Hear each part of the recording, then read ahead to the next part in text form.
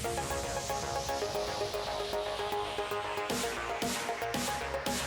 everyone, this is PM Sports Talk, the father and son duo podcast. I'm your host Preston, alongside my father Mike and Dad. How are we doing today? Hey, I'm doing great. We had an awesome weekend of football. I'm ready to get into it. Let's go. Well, we cannot start any sports topic without thanking you guys. A big week for PM Sports Talk, 1,000 subscribers. What a milestone. Hey, that's awesome. I'm glad that people are liking what we're doing here. It's great. And let's keep it coming. Let's go. Let's go. Let's go with this. Well, can't start NFL yet, of course. We've been starting with that because we had college football playoffs yesterday. Oh, what a great day, huh? Finally, we've been waiting a month for these two games, and they didn't disappoint. I want to start out with the first game that happened last night, the Rose Bowl between Michigan and Alabama. The granddaddy. Oh, yeah. The granddaddy of them all, the Rose Bowl out in Pasadena. I love that game. Growing up as a kid, I loved watching the Rose Bowl. And wow, what a game yesterday. Michigan and Alabama. Could you ask for anything more? You couldn't. It was a great game as well. I mean, back and forth, and our predictions were pretty much right. It was a defensive game. I can't remember, but I think I said 24-21 Michigan, something like that, when I predicted it. It ended up being 27-20. Yeah, pretty much what we thought. More defensive than offense. There was some offense, but a lot of defense and a lot of mistakes from both teams. You know, you could tell that they hadn't played football in a month. Michigan's special teams was not very good yesterday.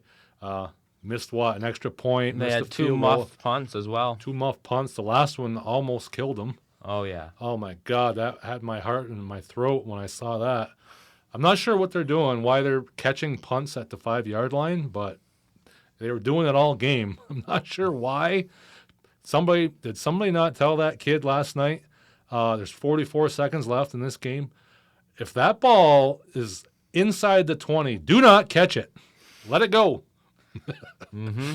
Yeah, I mean, that's pretty much common sense, isn't it? I mean, my God. And then Harbaugh, for some reason, is taking two knees. He takes the first knee, then calls the timeout, just take another knee. He had some questionable things in this game. He usually does, but I don't know what he was doing there. I mean, well, from the get-go of this game, Michigan, after that muff punt there in the first quarter there, after that, they kind of took control of that game in the first half. They were up 13-7, and, they were the better team by far. But then they got kind of cute with their play calling. They weren't, I don't know what they were doing. They made some questionable play calls, and Alabama ended up getting a touchdown, going ahead 14-13. Yep. Well, no, they got a field goal, make it 13-10. Right. Then it was. Did they? Was it 13-10 at half? And then they got the ball and made it. Chase McClellan got another touchdown, and then I made it 17-13, I believe. 17-13, and then Alabama had a chance. They were in Michigan territory with a chance to go ahead by a touchdown. Michigan ended up stopping them, and they only got a field goal to make it 20-13. And then Michigan's offense, which didn't do anything in the third quarter, finally comes up with a drive in the fourth quarter when they needed it to tie that game up. Man, who stepped up on that drive, that drive when that tied the game. I'd say the biggest man on that drive was Roman Wilson. McCarthy threw a very high pass because of the tip, and McCarthy ended up tipping instead of going downwards. It went upwards, and then Roman Wilson was able to leap into the air and make the phenomenal catch, the game-saving catch, because there are Alabama defenders there ready to make that interception. Yeah, that was a great catch by him. He makes the catch and then gets the game-tying touchdown as well. Yep, gets the game-tying touchdown. A big play before that was the 4th and 2. Right. To Corum. Michigan way down in their, I think they're on their 29-yard line, and with little less than 3 minutes to go, they go for it. They pretty much had to, because if you don't, they had 3 timeouts, but if you don't go for it there, they're probably not getting the ball back. That was a great play call on that play too. They had Corum switch sides, and then right when he did that, they snapped the ball, had him leak out, and it was easy. Yeah, easy 4th down, just pitch and catch there, and way he went. Yeah, great drive by Michigan. Then Alabama gets the ball back with plenty of time to go get the tying field goal, but Michigan gets them on a 3-and-out, and Michigan should be getting the ball back with like 40-some seconds left. But as we alluded to earlier with the punt returner, for some reason catching the punt, all they had to do was let it go into the end zone, and they would have had the ball at the 20, and they had enough time left. They might have gotten the field goal range to win it in regulation. Who knows? But instead, he muffs the punt, makes a great recovery, catches the ball at the 1-yard line before he gets hammered. I thought for sure he was going to fumble it again, or that he was going to get a safety out of it or something, and they were going to lose the game right there. But somehow he was able to recover there at the 1-yard line, and then we go to overtime, and Michigan loses the coin toss again, and then they get the ball first, and bam, Corum takes it right into the end zone on a great run, and they're up by 7, and then it's up to Alabama to try and tie it up. That's what I want to talk about. Yeah. Why? It's 4th down and goal. Your season's on the line, and you're at, the 3-yard line, and 4-yard you line. have Jalen Milroe, a quarterback draw.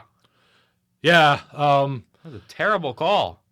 From what people have said today is that wasn't the play call. They think that it was another low snap. There had been a million low snaps in that game, right, from the Alabama center, which we saw that in the Auburn game. That low snap almost killed them there. Right. Should have, but it didn't. Anyway, and he did it again on that play, and apparently the play was designed to go up to the left. Flustered with the low snap and just drove it up the middle, and that was all she wrote. There was no room for him to go anywhere. They just ran him right into the ground. Yeah, so it's a tough way for Alabama to lose, but it was good to see somebody else win. Me being a Michigan fan, of course, I'm rooting for Michigan, but I'm just sick of Alabama. I didn't want to see them in that championship game, so I was happy that they didn't get there. So, but it was a kind of a choppy game at the beginning, but the last 10 minutes were really exciting, and that's all you could want from a college football playoff game. Absolutely. Let's move on now to the game that decided who Michigan will be facing in the championship. Texas and Washington in the Sugar Bowl. Another great game. I don't know if there was as much drama in this game. I mean, there ended up being at the end.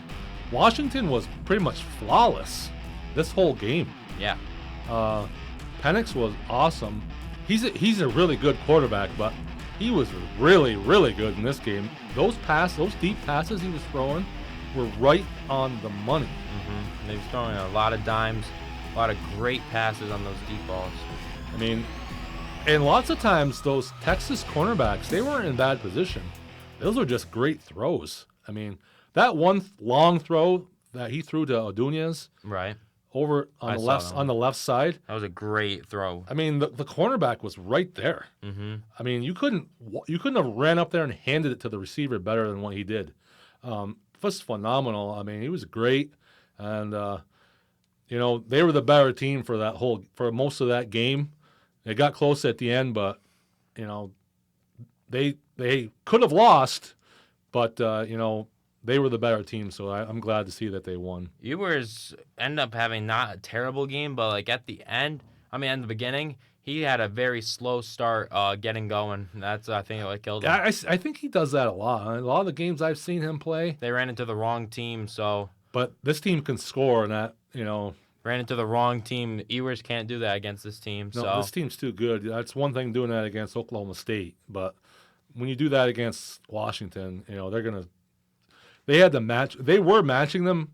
I mean, they were going back and forth touchdowns, and then finally, Washington stopped Texas, and then they got up 2 touchdowns, and from there, Texas had to play catch up, and they almost did at the end.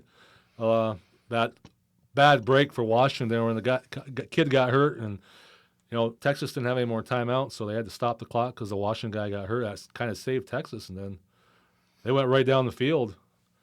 They had 4 shots at the end zone from the 12-yard line, and I think? They didn't get it. And they didn't get it, yes. They could have easily won that game right there. even though they weren't the better team, Washington was for most of that game. One guy who really boosted his draft stock, with the pressure, he got a lot of pressure on Ewers last night. That is Mr. Braylon Trice, the edge. He had a phenomenal game. He had a great game. Difference maker, getting the Ewers, and it just really was a great all-around performance for Washington. Yeah, it was a great game. I mean, I don't know what else you could say. I hadn't heard of that guy for Washington. You don't really hear much about their defense, but that one, he stood out in that game, and like He's you said, been great all year. well, I guess it's that West Coast that I don't get to see them very often on, or so. But yeah, great game.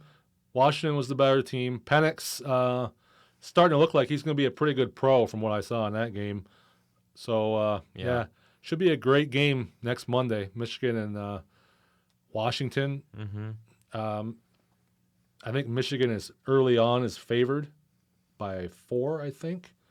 I'm sure that'll change a little bit, but I think Michigan will go into that game as a slight favorite. But that game can go either way.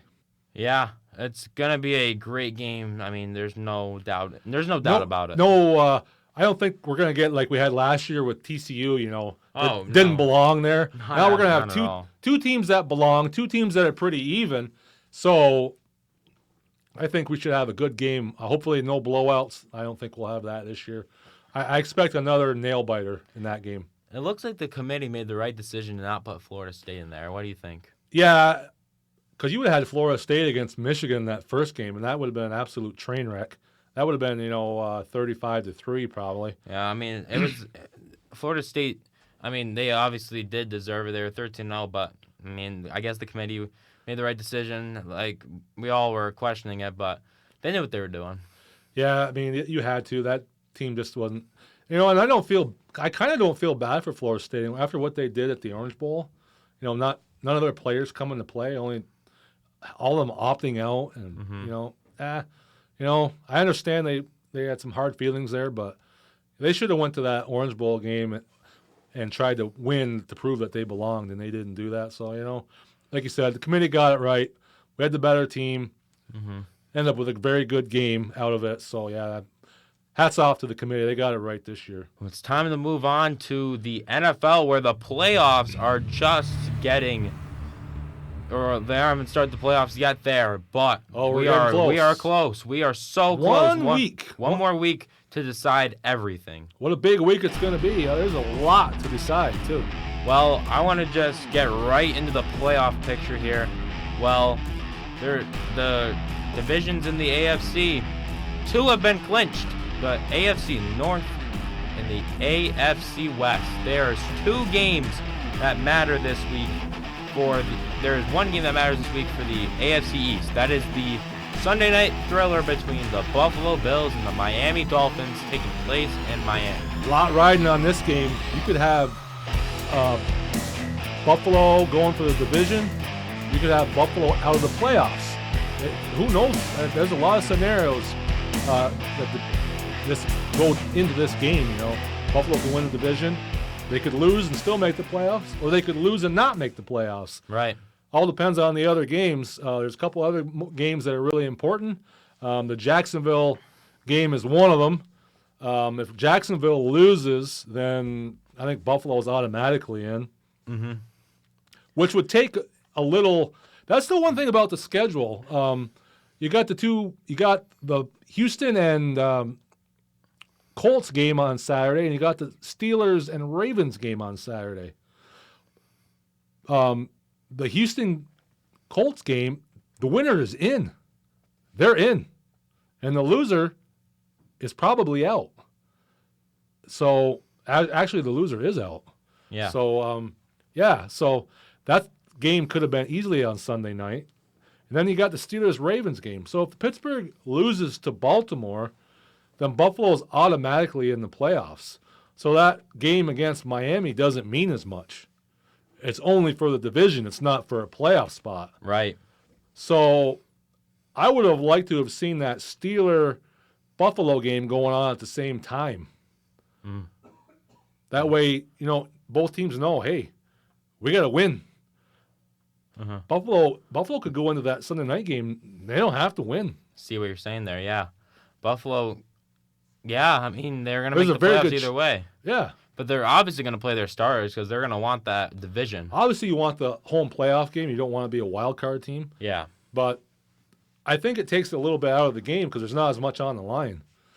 Or it could work out this way too. What if Pittsburgh does win and Jacksonville wins?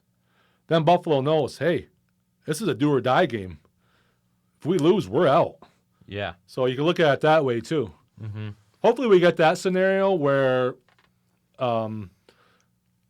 it's one of those games where Buffalo has to win to get in, which would mean that Pittsburgh won, which would be good for us. Steelers or Jacksonville fans, you're probably gonna want the Steelers to lose, or you're gonna want Jacksonville to lose before that. But anyone else probably gonna want what you just said right there.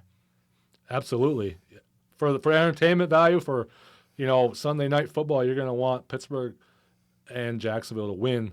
That way, that game means a lot. Mm-hmm. Just like we saw last year. I mean, it was completely different, though. The Packers and Lions were the Sunday night game. The Seahawks ended up clinching the playoffs at the 4:25 slate, which everyone was like before the game, oh, this Lions game's going to mean nothing. No, the Lions ended up eliminating the Packers anyway. Yeah, it can work that way, too. You never know. That was great to see. I mean, me and you were, after the Seattle game, we're going to oh, the Sunday night game's going to be awful. Now, the Lions are probably not going to play their starters, or they're just not going to try. But they did. They did, and they eliminated Aaron Rodgers in his last year as a Green Bay Packer. Yeah, they want nothing more than to knock them out of the playoffs. They were like, well, if we can't make it, you're not going to make it either. And they went out there and played a phenomenal game. Yeah, you just never know in these season ending. Sometimes these teams that are out, sometimes they go the way where like our season's over with, or they put a lackluster effort out there. Mm-hmm. And other times you get teams like Detroit last year where they're like, hey, we're going for broke. This is our last game. We're going to make it our best game, and we're going to knock you out. Right. So, yeah, that's great. You could have that. Detroit. Speaking of Detroit, we got some things to discuss. So we're going to stick with that game. Well, we know Detroit. They love to get gutsy. We'll stay with that Green Bay game from last year. They went for it on fourth down, and that's how they eliminated the Packers. Right here against the Cowboys, they went for 2 points, and this is what happened.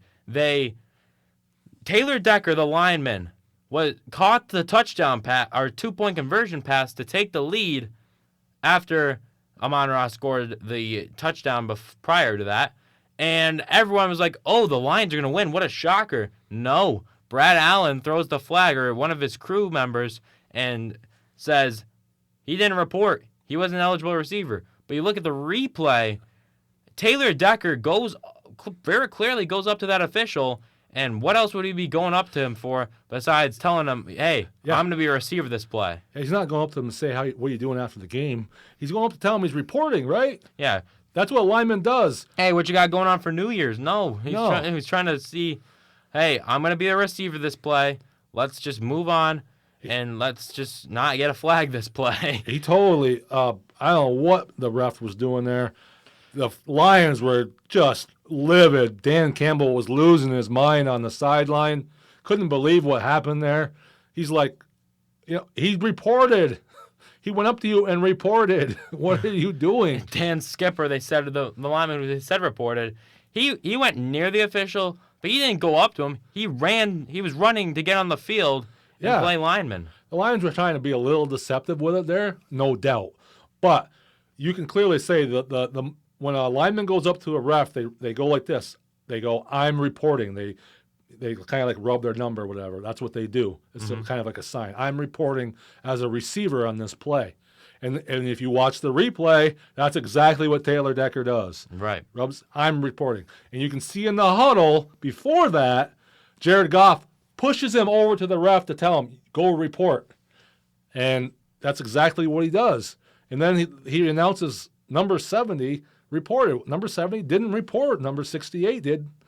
I thought for sure after that play they were like, okay, we're gonna kick the extra point and go to overtime. They went for two other times. They were like, no, these refs aren't gonna ruin our game. We're gonna try to go for it again. And unfortunately, they lost because of it. Yeah, That's what he does. He gambles. He's a gambler.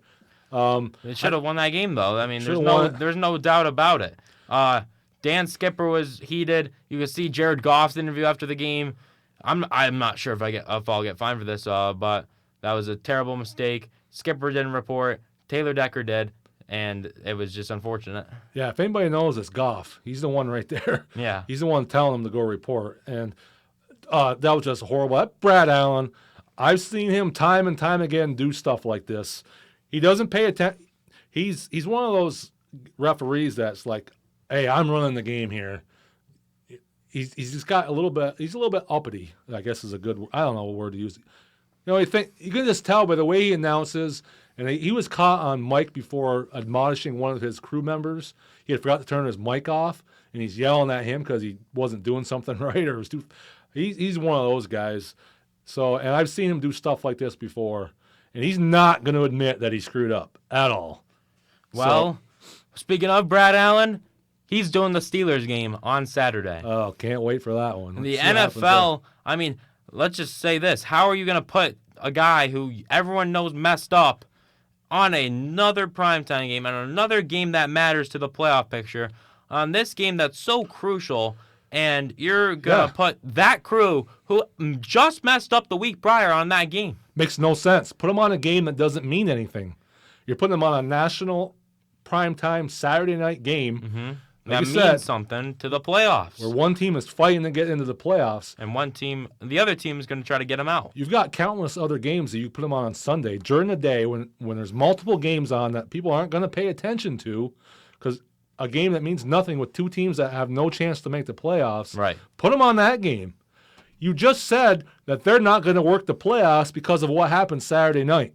But then you go ahead and put them on a game where it's playoff implications. Exactly. So what are you doing? It makes no sense, does it? It's like you rewarded him and you put him on a good game. Put him on a game that means nothing. You don't want him anywhere near the national spotlight, do you? I don't understand what the NFL's doing here. They dropped the ball on this one. Makes no sense. Hopefully he doesn't screw up again. We'll see. But, God, I don't know. That's going to be an interesting game to watch. I know. For sure. We're going to be like, every time there's a flag thrown, we're going to be like, okay, what's this, Brad Allen?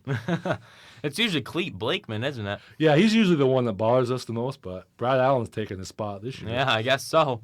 So now we want to get into what matters the most, the playoff picture, where it stands after Week 17. NFC we'll start with. So at number 1, you got your Niners. Clinched. Yep. Number 2, you got your Cowboys. Because of that game. Because of that game, right? That would have been the Lions. Right. So that means a lot. That's the difference between the 2 and the 3 seed. That means if Dallas and Detroit finish where they both are, which they probably will, and they go to the playoffs, Detroit will have to go to Dallas instead of Dallas having to go to Detroit. It means It means a lot. That's huge. That's how big that call was on that game. And continuing on here, we got the Buccaneers still control the NFC South, even after the loss to New Orleans. Yes, they win this weekend. They clinch the South. Wild card: Eagles 11-5, Rams 9-7, and the Packers 8-8. This is where I want to start right here. The wild card. Yeah, those top 5 teams are all locked in. The Packers, they're in this situation again where they can be eliminated by a divisional opponent. And they're going to play now they're becoming dangerous, the Chicago Bears. And I think this game is going to mean a lot to the Bears because oh, definitely. It's going to mean a lot to a guy named Justin Fields. Absolutely. He's playing for his number 1 spot, for his QB1 spot in Chicago. Absolutely. Hey, that's another big-time division rival. Chicago and Green Bay is probably I think that might be the longest rivalry going on in the NFL. And Chicago is 5-2 in their last 7 games, and Fields is playing pretty good now. Oh, yeah. Fields, I feel like Fields is feeling that chip on his shoulder, and he's dealing with it well. And you can hear the Bears fans that were chanting in that game when they were up big against Atlanta saying, "We want Fields." So it tells us a lot about how they feel, but this is a big game for both sides. The Packers fighting for a playoff spot, and the Bears are fighting to figure out their future. I'm not positive, but I don't think they're eliminated yet. The Bears? Something crazy would have to happen. I don't know if you got it there where it says they're eliminated or not. Let's check. Because I know of last week they weren't. The Bears are mathematically eliminated. They are now? Yes. Okay. Because when they were playing on Sunday, they weren't. So something else must have happened during the day. They got eliminated. Yeah. Maybe it was the Packer win that got eliminated. I think that might be it. Anyway. But either way, I mean, they weren't going to make the playoffs. Something crazy would have had to happen. But anyway, they'd love nothing better than knock Green Bay out of there. For Fields, that'd be the biggest part. That'd be the best part of his career so far. If he can finish out going 6-2 in his last 8 games and knocking out the hated division rival from the playoffs. Mm-hmm. They're taking the Lions' spot this year. Will they be able to do it? That's a 4:30 prime big spot game on CBS has that game, I believe. Mm-hmm. That's a big game. That's probably the biggest game of that slot there. Yeah, that is a big game for sure. I'm really looking forward to that game. And I'm not really looking forward to the Packers. Obviously, that's a huge part of the game, but they win. They're in. Right?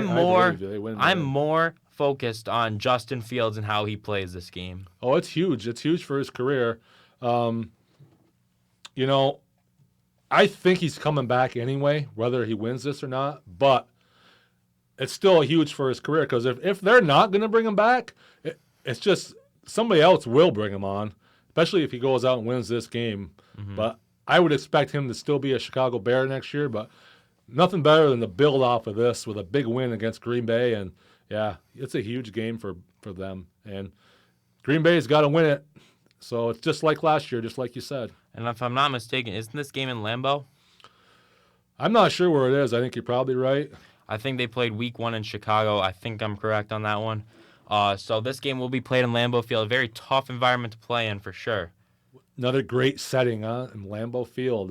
For the Packers' playoff hopes, for the Bears figuring out their future, it's going to be a good one. I'm really looking forward to that game. Awesome game, yeah. And do you think there's anything? I mean, the Rams clinched. Everyone else here pretty much clinched besides the Bucs. So, I mean, the Packers is the big game. Packers and the Bucs haven't clinched. That's it. But if they both win, they're in, right? So, yeah, so those are two huge games for those guys. Now we move to the interesting part, the AFC playoff picture. Well, we got the Ravens at number 1. They've clinched. Dolphins have clinched a playoff berth, not the AFC East, though. The Chiefs clinched the AFC West. They lock into the number 3 seed. Yep.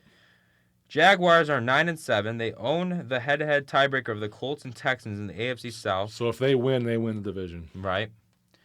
Browns are locked into a playoff picture. They're the number 5 seed. They're locked at 5. Yep. Bills 10-6 will have to win the AFC. They'll win the AFC East if they win next week, but they're going to need the Jacksonville Jaguars to lose and the Steelers to lose if they want room to lose this game. Yeah, they can get in with one of those teams losing. Yeah. And Colts right now are the 7 seed, but the game between them and the Texans will decide who takes that. A huge game. I'm going with Texans in that game. C.J. Stroud over Colts. I think Texans get into the playoffs as your number 7 or 6. Number 7 or 6 seed. I'm taking Stroud and the Texans as well. It's hard to doubt against them this year, isn't it? They feel like they got a lot to prove. I mean, hats off to the Colts though. Richardson got hurt earlier in the year, and Minshew really stepped up. Yeah, they're not supposed to be in this position. It's really well. Neither one of them were expected to be in this position at the beginning of the year, as far as that goes. But I think when you look at rosters, I think the Texans are the better roster and by far the better quarterback. So yeah, for Colts to be there, that's great for them. Building block for them, but they have nothing to be ashamed of if they lose, really. No, not at all. I just think C.J. Stroud. I just think he's too good. Right. I think they pull it off in the end in a do or die game for those teams. Well, so this is really all the scenarios that happens. So we'll go over the scenarios for that 7 or 6 seed. It depends. Well, if the Jaguars lose, Steelers win. Bills lose, Steelers are in. Bills in, right? If both Jacksonville and Buffalo loses and Steelers win. Yeah, if both Jacksonville and Buffalo lose, then Buffalo and Pittsburgh are both in. And if the other way around, if Pittsburgh loses, then Jacksonville and Buffalo are in. Yep. And if all those teams win their games, the Steelers will be eliminated. Steelers are the one on the they lose all the tiebreakers. So you're going to have a bunch of teams probably end up at 10-7, and Pittsburgh loses all the tiebreakers except for against Buffalo. But Buffalo have the better record. But if Buffalo wins, they'll have the better record. That's why if Buffalo loses and Pittsburgh wins, they'll both be 10-7. But Pittsburgh has the tiebreaker over Buffalo because of the conference record. Yep. But Steelers lose the tiebreakers with all those AFC South teams. That's why if those teams win, they're in and not Pittsburgh. So a lot can happen. Hey, you could have a tie too. Right. What if the Colt? I mean, you say it never happens, but it almost happened a couple years ago. So if the Colts and Texans happen to tie, and Pittsburgh wins, then Pittsburgh's in, and those teams are out. That would be such a shame, wouldn't it? Yeah, that'd be crazy. The Texans and Colts, that like you said, that's not the first time it would happen. The Steelers were almost on the bad end of a tie. They won against Baltimore, and they thought they for sure were in because the Sunday night game would decide who gets that last spot between the Raiders and Chargers. But the Raiders and Chargers tie that game. Both of them are in. Steelers out. And Brandon Staley saved us. It should have been a tie, actually. Brandon Staley called that timeout, and Derek Carr ended up being the last one to call a timeout to send Carlson out there for a winner. And, oh, boy, even though we lost, it was good to get Big Ben in there for his last run as a Steeler and the NFL quarterback. Yeah, that was great. I thought for sure we had it in the bag. I'm like, there's no way these two teams are going to tie. And sure enough, 12 o'clock at night, Sunday night game, I'm watching this game. Oh, my God, they're going to tie. But like you said, thanks to Brandon Staley, they didn't tie. Staley called the timeout, and Collinsworth was like, "What's he doing? What? All you have to do is tie to make it. What are you doing?" I guess we'll never know to this day. Yeah, but it was crazy. But that's what I mean. You never know. Crazy things happen in this league, so don't be shocked if you have just some crazy things going on Sunday. Who knows? The unexpected could happen. So the Steelers could know if they're in the playoffs on Saturday, although it's unlikely. You never know. They could be in the playoffs with a tie with those two teams. Who knows? It's going to be a good Saturday and a good Sunday for sure. A way to finish up the season, huh? Well, Dad, coming from the Steelers and Seahawks game, Rudolph takes a snap, has the walls caving in, lets it go, and George Pickens does it again. Makes a great catch, and that is a first down. This is starting to become a regular thing with Rudolph and Pickens. What a great play from Pickens. That was a big spot in that game. Well, Dad, coming from the Ravens and Dolphins game, Lamar Jackson on 4th and 7 will snap this ball. Lamar throws. What a catch from Likely. Rolling down the sideline. Likely dives. Touchdown, Ravens. What a snag from the young tight end for the Ravens. Unbelievable play. Well, Dad, coming from the Cowboys and Lions, Dak escaping the pressure. He's looking, lets it go. CeeDee Lamb's open. He's got it. Lamb will strut his way in for a 92-yard score. Wow, look at this play. Prescott should have been sacked for a safety. He gets out of there, gets away from him, and there's nobody downfield that can cover Lamb, and he's just gone. There's the throw, and there's the catch from Lamb, and it's 92 yards. Well, Dad, the opening kickoff from Bills and Patriots. Bass boots it away. Rager receives. Rager running. He's got space. Rager, he spins away from Bass, and he's off to the races. Jalen Rager will take the opening kickoff for 6. What a play from Rager. How he spin it away from the kicker. Awesome play. You just knew the Patriots were going to make it tough on the Bills. They seem to always do so, and there were some great blocks on this play, Dad. Look at that. Those linemen opened up that hole for him, and he was gone. You see the speed from Rager. And Bass couldn't catch him, of course. 6. Well, Dad, coming from the Steelers and Seahawks game, Rudolph, under center, will hand this one to Harris. He looks stuffed. And pushing the pile, Harris dives. Touchdown, Steelers! What a run from Harris. He looked like he was balled up and kept those legs going, carrying the whole Seahawks defense into the end zone. big touchdown breaks a 7-17 tie. Let's look at this. Look at the blocks here. Harris just stuffed right there and keeps those legs moving. That's something he's really good at. The two tight ends pushing them into the end zone. And Freiermuth and Washington's been great at that. Well, Dad, coming from the Cardinals and Eagles, Murray, Sweat has him. No, he doesn't. Murray throws to the end zone. One-handed catch for James Conner. Touchdown, Cardinals. What a play from Murray. Spins out of the sack and then throws a prayer over to Connor, who one-hands it for the... Well, Dad, this is the end of today's podcast, but as you know, we can't go away without our predictions, so I want to know what you want to predict. I'm going to go with the championship game next Monday. Can't go anywhere else. I'm going to say this one is going to Michigan. We're in agreement on this one. I don't like them. I don't like them, but Obviously. I think they're going to win. Yeah, I got Michigan. I'm gonna say another 28-24 type game, and they pull it out at the end. I think that defense is going to be what Washington ends up coming to a halt against, if you will. Big time defense there, and big time players on Washington too. So interesting battle, but I think Michigan gets them in the end. I'm going to say Bills and Miami. The Bills are going to just absolutely devastate the Miami Dolphins. It's going to be 42-7. And the Bills win the division. Wow. I hope you're. No, I don't know if that's realistic, but it sounds good. I hope you're wrong. I hope you're wrong for us' sake. I mean, good for you, but I hope you're wrong for the Steelers. But yeah, that could very well happen. Miami's a lot of injuries, so Oh, yeah. yeah. We'll see what happens. It's going to be interesting this weekend. Well, everyone, that is now the end of today's podcast. Once again, I'm your host, Preston, signing off with my father, Mike. Just want to thank you guys again for 1,000 subscribers. It means so much to this podcast and us. Absolutely. And, I mean, what else is there to say? I hope you all have a good weekend and week, and I and my dad are signing off. Hey, if you like what you see, you can subscribe down below, and you can listen to our podcast at any time. And also, if you want to reach out to us, you can reach us at pmsporttalk@gmail.com. Also, coming soon is a website. Thank you all for listening. Have a good one.